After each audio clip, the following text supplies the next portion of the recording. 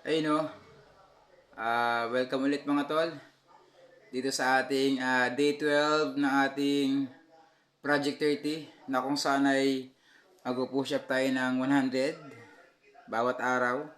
So, ngayon ay pasado alas 7 na, 7:30, pasado 7:30 na. Kakawid na natin galing sa school.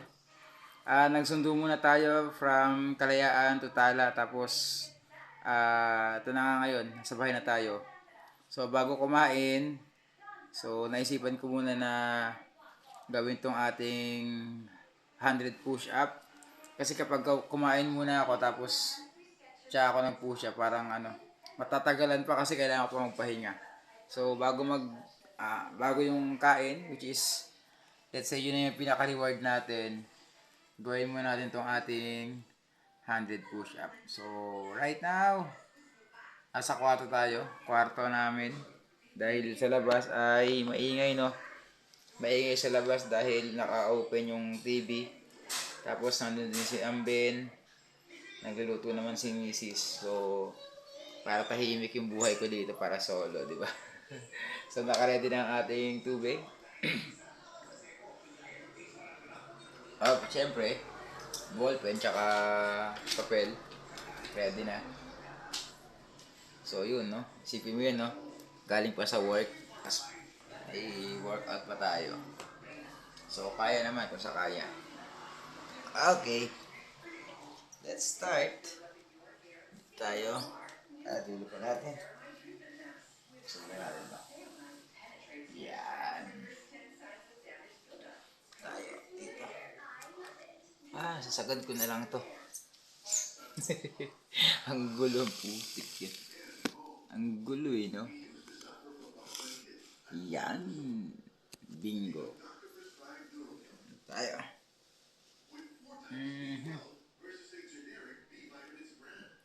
Bahala kayo na kayo yan. Let's go. 10. Man, sakit. Tapos diretso na mo arm up, no? 2, 3, 4,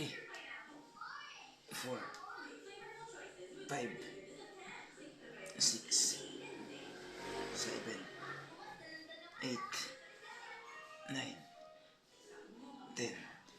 Whew! Okay, 10. Sampu na tayo dyan. Pagod. Open natin yung laptop para meron tayong background music.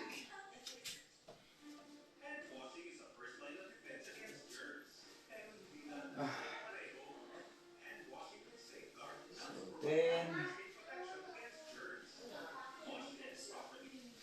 So, yun. No? So, ano maganda pag-usapan natin? Maganda siguro pag-usapan natin yung yung idea ng finish what you start, no? What you start or finish what you begin. Kung ano yung sinimulan mo, dapat tapusin mo eh. Kasi doon mo lang malalaman yung result kung tinapos mo. Diba? Kasi pag simula lang, wala, di mo maririp yung talagang full harvest. Let's say nagtanim ka, di ba? Tapos, hindi mo hinayaan na mag-grow talaga yung tanim mo, di ba? Kumbaga pwede ka umani, kaya lang baka mabitin, di ba? So, yun. Okay. So, yun lang, no? So, katulad nitong ating 30 days challenge, di ba? Nakaka-tempt minsan kapag katulad nito, galing ka sa work, sa school, sa trabaho, di ba? Tapos, pagod ka, di ba? May tubig ba matapon? Tapos pagod ka, di ba? Para nakaka-tempt na wag na lang gawin, di ba? Kaya lang, since alam ko ng idea ng finish what you start, di ba? Kaya tapusin lang natin to. It's either ano man yung magiging result, no? It doesn't matter, di ba? As long as tapusin lang natin. Kasi, from that, pwede kang matuto eh, di ba? Dapat meron kang teachable, di ba? Kasi doon ka matututo eh. It's either mag-a-adjust, di ba? O kaya you will not repeat the same mistakes. Basta ang mahalaga, tapusin mo. So, kaya yun. Tatapusin natin to. Kaya nga, day 12 na tayo eh. So, ilang days na lang, di ba? 20... Ilan na lang yun? 38? Ilan na lang? 20 days lang pala. Ilan lang pala. Okay, ito na. Pang 20 natin. Diba? 1, 2, 3, 4, 5, 6, 7, 9, 10. Ayun. Okay, 20. Diba? 20. So, yun no. Sa mga tropa ko dyan, mga tol. So, kapag may sinimulan kayo sa bagay, it doesn't matter kung gusto mo o hindi. Basta sinimulan mo na, tapusin mo na. Diba? Kasi, wala eh. Hindi mo rin maano talaga eh. Hindi mo ma-judge yung isang gawain. Totally kapag hindi mo tinapos. Diba? So, kailangan tapusin mo. Kapag may sinimulan ka, dapat tapusin mo. At saka, parang ano din eh, mabibuild din dun yung ano, idea mo na laging ganun. Yung ganong klase ng image, di ba? Kasi kapag ganun ka lagi na ano, lagi mong tinatapos yung gusto mo o yung ginagawa mo, laging ganun, di ba? Laging parang yung universe. Parang sinasabi niya, oh sige, kapag may sinabi nga tatapusin mo, tatapusin mo talaga, di ba? Pero kung sa simula ka lang magaling, lagi lang ganun, no? Magkakaroon ka ng idea na, teka, di ko to kayang gawin kasi dati ganun din ako dati. Pero kung may mga bagay kang tinatapos, di ba? Magkakaroon ka ng thoughts and vision na, uy, kaya kong tapusin to. Kasi babalik sa'yo, uy, yung sa push-up challenge na gawa ko eh, di ba? So, kaya kong gawin. So, ganun. Di ba? Ayos. So, finish what you start, di ba? What you begin, bahala ka. Yung start, begin, pareho lang naman yun. So, 30.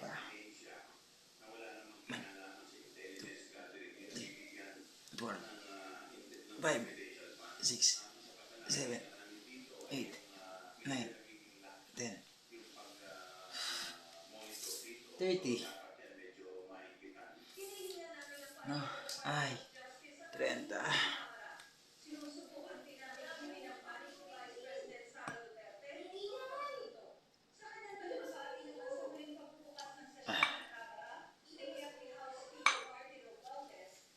Yeah, wait lang. Bakit, babe?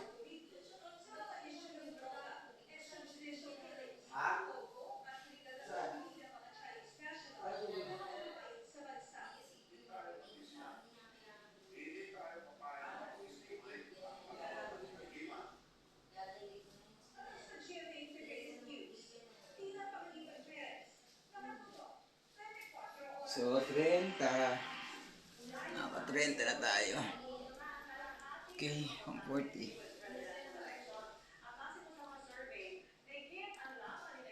2, 3, 4, 5, 6, 7, 8, 10, 40. Okay, no?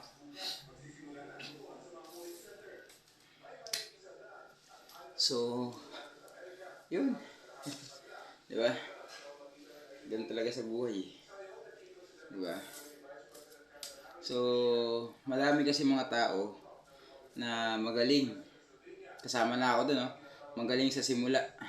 Di ba? Kumbaga, sobrang motivated. Di ba? Sobrang sinasabi ng passionate, di ba? Pero, hindi naman umaabot ang kaduluduluhan eh. Magaling niya sa simula, siguro. First week, second week. Di mo kayang tumagal ng ano, ilang months. Ang dami ko na nakasabay na ganyan, di ba? Kahit sa running, sa pagtakbo, sa Forest Park. Di ba? So ako, since 2014, di ako tumigil sa pagtakbo, di ba? Hindi naman ibig sabihin hindi tumigil, di ba? Minsan on and off, pero, pero, pero until now, di ba? 2024 na, ilang taon na ako tumatakbo. 10 years. Di ba? Ang dami ko na nakasabay na mas athletic sa akin. Di ba? Mas malakas sa akin, mas mabilis sa akin. Wala na ngayon. Di ba? Kahit sa Forest Park, di ba? Ang dami ko dyan nakasabay every single year. Lalo ka January, February. Ang dami mga bagong tumatakbo. Di ba? Pero pansinin mo, hindi pa, hindi pa matapos yung taon, wala na yung mga yun. Di ba? Depende kasi. Di ba? So yun, ang pinupunto ko lang dito, kapag may sinimulan kang project, gawain, di ba? Simulan mo. It doesn't matter yung maging result. So katulad nga nito, yung ating Project 30 na kung saan ay mag-push up tayo ng 100 every day. So tatapusin ko to, di ba? So tatapusin ko to kahit anong sabihin nyo. Walang pake. Anong give a fuck. Ay, bad words pala yun. So yun. Ang 50 na natin. 50. 1, 2, 3, 4, 5, 6, 7, 8, 9, 10, 50. No?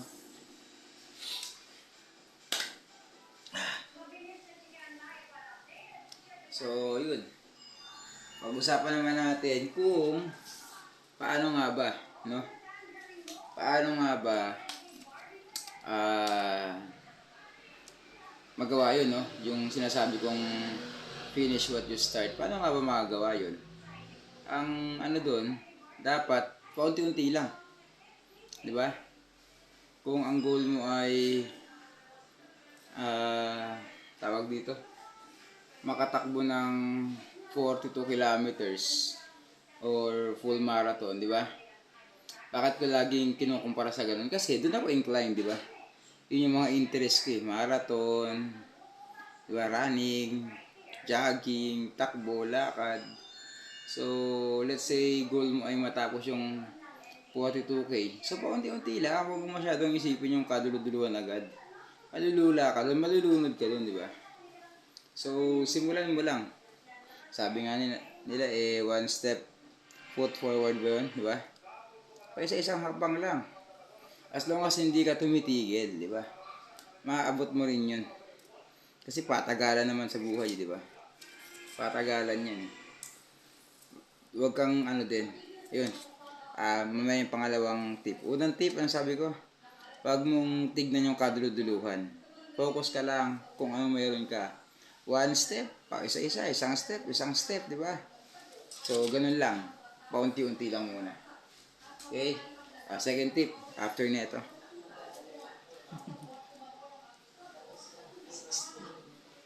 60. 1, 2, 3, 4, 5, 6, 7, 8, 9, 10, 60. Yun, no? Another tip para ma-finish natin yung ating nasimulan ay wag mong yun naman lagi, di ba? Wag mo ikumpara yung sarili mo sa iba, di ba? Don't compare yourself to others. Wow. So wag mo ikumpara yung sarili mo sa iba kasi dalawa lang naman yun eh. Una, pag kinumpara mo yung sarili mo sa iba, lalo kung mas magaling sa'yo, baka ma-discourage ka, di ba? Let's say, babalik ako doon sa analogy ko sa marathon. Di ba? Tumatakbo ka, feeling mo yung takbo mo okay naman. Di ba? Goods naman yun. Kaya lang, may nakita ka, mas mabilis sa'yo. Di, wala, na-pressure ka. Ang malupit nun, hinabol mo. Hindi naman yung training mo Di ba? So, malamang masunog ka dun, maubos ka dun. Dahil lang hinabol niya, di mo alam, yung taong yun, di ba? Ganun yung klase ng training niya. O kaya baka naman pinapasikatan ka lang din niya. Di ba? So, huwag mong ikumpara. Kasi ganun una Pwede ka ma-pressure, di ba? Pwede panghinaan ka ng loob. Pangalawa naman, yung isang pagkukumpara, kinukumpara mo yung sarili mo sa iba na feeling mo mas ahead ka dun, mas malakas ka dun. Which is hindi rin good, di ba? So focus ka lang dapat lagi sa sarili mo. Yung improvement mo sa bawat araw, di ba? Kung nag-improve ka ba today, so dapat ang focus mo lang sa sarili. Huwag ka nang tumingin sa iba, di ba? Okay kung maging as inspiration, pero para ikumpara mo, para ma-down or para ma-build yung self-confidence mo kapag mas mahina sa'yo, hindi rin, no? So, dapat focus ka lang sa sarili mong performance. Wala ka nang pakialam sa iba. So, yun ang tip number 2. Huwag ikukumpara ang sarili sa iba. So, tip number 3, isipin ko pa. Habang push up. So, pang 70 na natin to. 1, 2, 3, 4, 5, 6, 7, 8, 9, 10. 70. So tip number 3. Ano ba? Minsan tawag dito, lalong-lalo na sa akin, wag mo masyadong tawag dito, dibdibin yung mga rules. 'Di ba? Wag mong dibdibin masyado yung rules. Halimbawa sa akin, 'di ba? Sa running, kasi ang daming rules yun, yung proper form ng pagtakbo, yung katawan mo, yung lapag ng paa, yung running shoes, yung singlet, yung swing ng kamay, forma ng kamay, yung paghinga, lahat. Kung iisipin mo, grabe, di ba? Ang daming kailangan gawin, dapat kailangan isipin. So, lalong-lalo kung magsisimula ka pa lang at masyadong technical yung mga ganong usapan, parang tatamarin ka na eh. Di ba? Minsan, wala, tumakbo ka lang. Wala masyadong rules, no? Kailangan yung pahinga mo 10 seconds lang, walang ganoon. Dapat kapag magsisimula ka pa lang, sabi nga, just start, simulan mo lang. 'Di ba? Until kapag nakuha mo na yung momentum, 'di ba? Katulad ng lagi kong sinasabi, mahalaga kasi yung momentum. Pero bago tayo lumayo sa momentum na yun, so ganun. Minsan wag masyadong puro rules. Kailangan ganito, kailangan ganito, kailangan. Okay yung sumusunod sa rules, pero hindi para, minsan ka dun eh. Paralyze ka, di ba? Hindi ka na makakilos, gawa nung masyado kang nakatingin dun sa mga rules. So, dapat minsan, be free, di ba? Maging malaya ka lang, gawin mong malaya, di ba? So, yun. Next tip, di ko alam kung makapag-isip pa ako. Ito mga tip natin ay basa ating personal experience. Wala tayong pinagbabasa ng mga dyan. No? So, pang 80. Uy! 2, 3, 4, 5, 6, 7, 8, 9, 10, 80.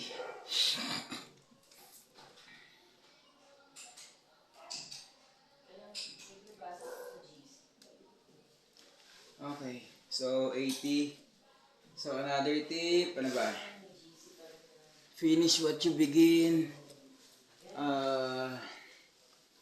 Ayun din, no? Huwag ka din masyadong emotional. 'Di ba? Huwag kang pabigla-bigla. Kasi minsan may mga bagay na kapag may nangyari, 'di ba? Nagiging masyado tayong emotional, tapos nakakapagsabi tayo ng mga bagay-bagay na ang hirap bawiin. 'Di ba? Kung ikaw yung ugali ng tao na kapag sinabi mo, kasi hindi mo na siya mabawi, 'di ba? Nahihiya ka na. So, minsan, nahihiya ka na mag-show up, 'di ba? Dahil sa sinabi mo. So, ka lang, relax ka lang do. So, chill ka lang, no? Huwag ka masyadong minimin lahat ng bagay. 'Di ba? Bawa, sabi, hindi ka magaling talaga eh. Tagal-tagal mo ng runner, tapos hanggang ngayon wala naman nangyari, di ba? Masyadong immune yun, di ba? Opinion niya yun eh, di ba? So, focus ka lang sa goal mo. So, yun. Para matapos mo. Okay, yan. Lapit tayo matapos. Last 2, 90 na. Pang 90. 1, 2, 3. Kaya natin gawing 20 na. Sagad na natin, no? Para 100 na. Kung kaya, ha? 3, 4, 5, 6, 7, 8, 9, 10. Whew. 11, 12, 13, 15, 16, 17, 18, 19,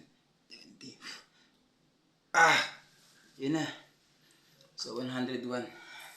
Iba sobra pang isa. So, ayan. So, yun muna ang aking bibigay na tip mga tol.